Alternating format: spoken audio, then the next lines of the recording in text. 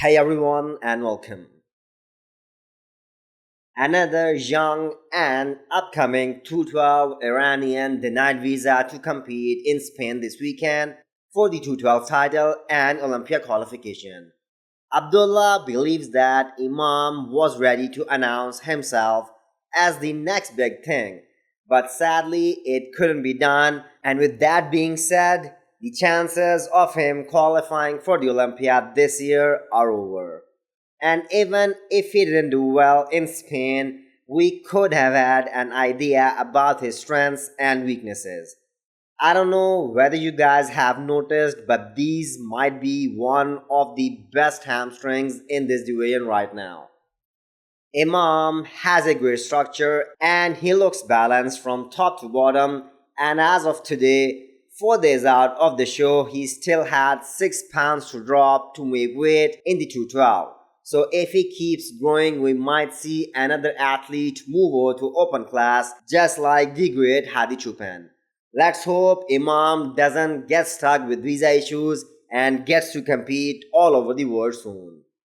Ahmed Wardani is also competing in Texas. Condition-wise, this guy has been improving in every show this year, and in Spain he is the favorite to get away with the title and first Olympia qualification as well. Props to Iain for trying to bring the competitive spirit of the 90s and early 2000s back, when the top guys used to compete in 5 to 6 shows back to back in the post-Olympia tour. Because many questioned Iain's decision of entering Texas Pro despite earning his Olympia qualification at Tampa last week. That by competing he is hindering other athletes' chances of qualifying for the Olympia. Well, Olympia is the best of the best and all 16 guys have to earn their spot. Iain entering Texas Pro will only make things more interesting, as we want a serious battle between him and Kuclo. And may the best man win.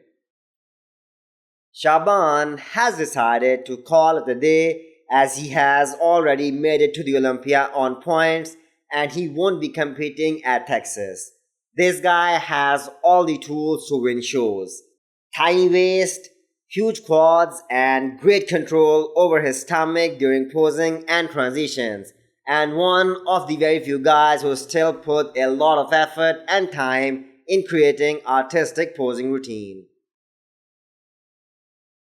Well, I ain't beaten either of those this year, so I would have to say the 100% Ronnie, because I've gotten to see the 100% Ramy close up, so that'd be pretty cool to see in that prime Ronnie.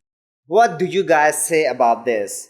Watching Big Ramy in pictures or in video and watching him live and up close are entirely different, as Hunter Labrada got to see the best of Ramy at the Olympia 2020 and setting up realistic goals for this year as well.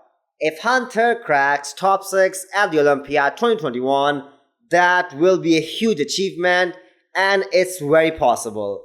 Big Ramy, Hadi Choopan, Brendan Carey, and William Bonac are the top dogs who won't be easily taken out.